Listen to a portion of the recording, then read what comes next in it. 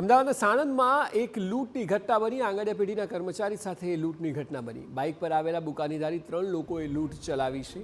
ફારૂક ગનિયાણી સાણંદ ઓફિસથી સરખેજ ઓફિસે જતી વખતે લૂંટાયા છે। બેગમાં 20 થી 25 લાખ રૂપિયાની રોકડ ભરેલી હતી। સાણંદથી ગીબપુરા ગામ પાસે આ ઘટના બની છે। લૂંટ બાદ આરોપીઓ સરખેજ તરફ ભાગ્યા હતા। સાણંદ પોલીસે આરોપીઓને પકડવા માટે તજવીજ હાથ ધરી છે।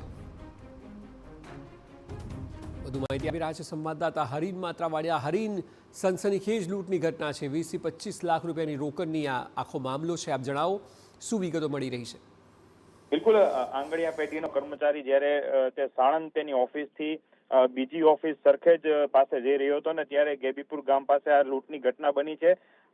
બુકાનીધારી 3 શખ્સો આવ્યા હતા બાઇક પર, અને જ્યારે આંગણિયા પેઢીનો કર્મચારી જઈ રહ્યો હતો ત્યારે તેમના બાઇકને છે ઊભું રાખવાનો પ્રયત્ન કર્યો અને પગથી ટક્કર મારી અને તેમના બાઇકને નીચે પાડ્યો અને તેમના જે થેલો હતો કે જેમાં 20 થી 25 લાખ રૂપિયા ભરેલા હતા તે લઈને આ બુકાનીધારીઓ છે તે સરખેજ તરફ ભાગી છૂટ્યા છે। જોકે સમગ્ર મામલે પોલીસે તપાસ શરૂ કરી છે। સીસીટીવીના આધારે પોલીસ તપાસ કરી રહી છે। બાઇકના આધારે પણ પોલીસે તપાસ શરૂ કરી છે। પ્રાથમિક પોલીસને શંકા એ પણ છે કે કોઈ જાણભેદ હોઈ શકે છે, કેમ કે જે રીતે તેમણે લૂંટ કરી હતી અને જે તેમની પાછળથી આવી રહ્યા હતા તેને જોતા પોલીસને કોઈ જાણભેદ હોવાની પણ શક્યતા છે ને તે દિશામાં પણ પોલીસ છે તેના દ્વારા તપાસ શરૂ કરવામાં આવી છે। જી બિલકુલ હરીન, આભાર સમગ્ર માહિતી બદલ।